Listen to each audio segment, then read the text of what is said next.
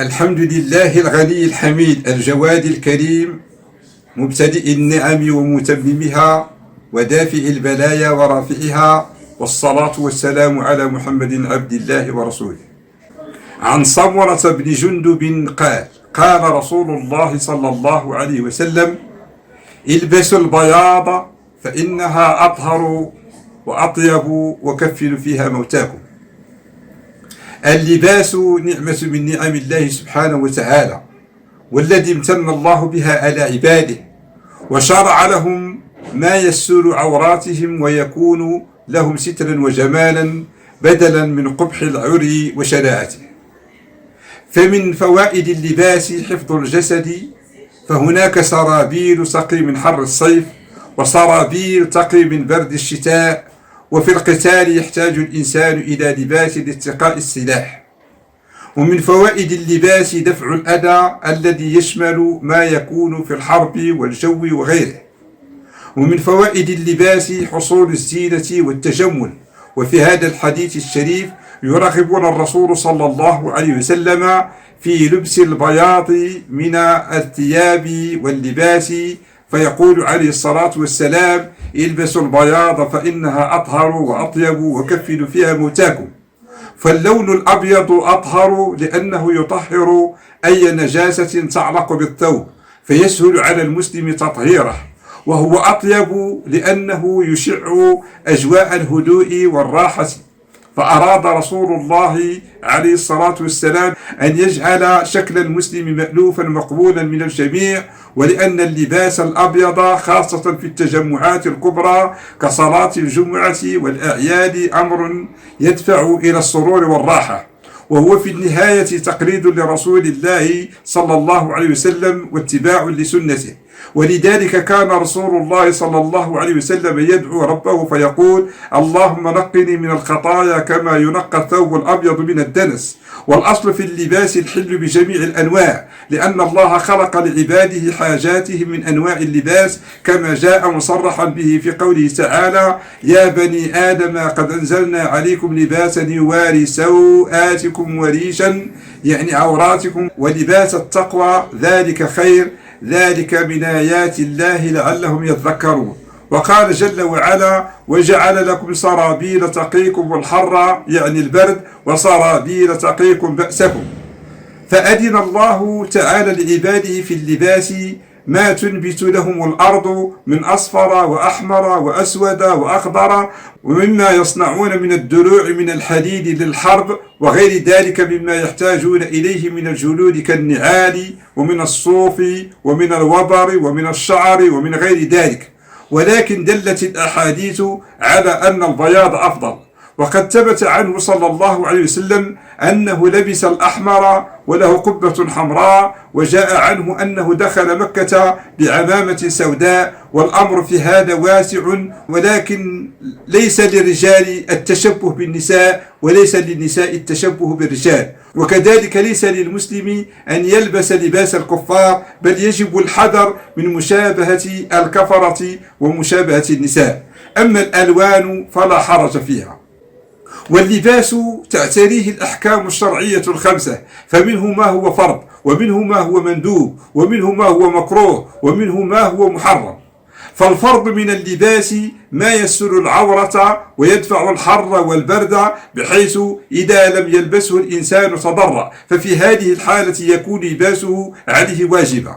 والمندوب من اللباس ما يحصل به إظهار النعمة. وأما بنعمة ربك فحدث. عن أبي الأحوص عن أبيه قال: دخلت على رسول الله صلى الله عليه وسلم فرآني سيء الهيئة، فقال النبي عليه الصلاة والسلام: هل لك من شيء؟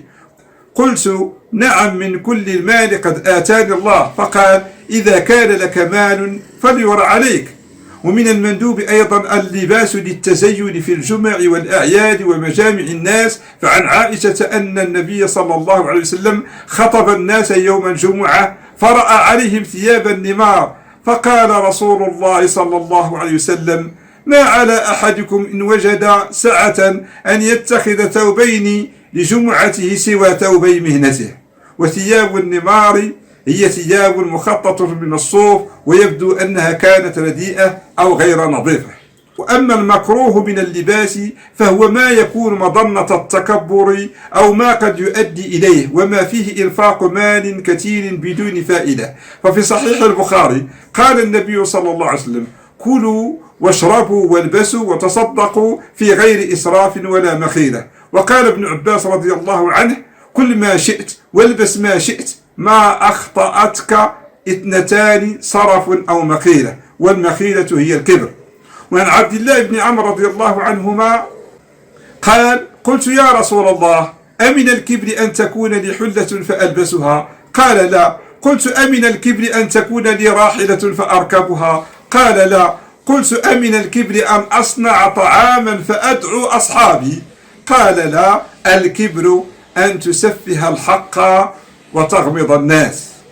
وأما اللباس المحرم ما كان فيه إسبال على الراجح ونحو ذلك من الأمور، وهذه الألبسة المشروعة كل ما كان فيه إظهارا لصفة الآدمية، لأن الله سبحانه وتعالى جعل آدابا للبشر منها هذا اللباس، كما يظهر في قوله تعالى: ولقد كرمنا بني آدم وحملناهم في البر والبحر ورزقناهم من الطيبات وفضلناهم على كثير ممن خلقنا تفضيلا. وكشف العورة من الأمور التي يتسبب عنها ديوع الرذيلة وشيوع الفساد بين أفراد المجتمع. واحترام آدمية الإنسان وتميزه عن البهائم يتجلى في خلق هذا اللباس الذي جعله الله سبحانه وتعالى له.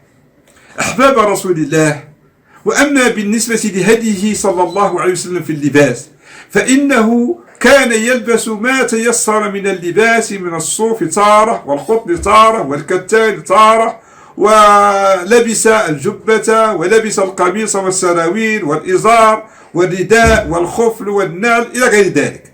والمسلم يكون معتدلا في لباسه، فلا يكون كالذين يمتنعون عما أباح الله من الملابس والمطاعم والمناكح تزهدا وتعبدا، ولا كالذين لا يلبسون إلا الذي فيه إسراف ومغالاة، ولا يأكلون إلا ألين الطعام. وقد كان السلف الصالح يلبسون الثياب المتوسطة لا المرتفعة، ويتخيرون أجودها للجمعة والعيدين ولقاء الإخوان، ولم يكن تخير الأجود عندهم أمرا قبيحا. وينبغي أن يعلم أنه ليس كل ما تهواه النفس يذم، وليس كل ما يتزين به للناس يكره، وإنما ينهى عن ذلك إذا نهى عنه الشرع أو كان على وجه الرياء في الدين. فإن الإنسان يحب أن يرى جميلا، وذلك حظ للنفس، وهذا لا يلام عليه. والرجل يحب أن تكون نعله حسنة وثوبه حسنة، فبين له أن ذلك ليس من الكبر.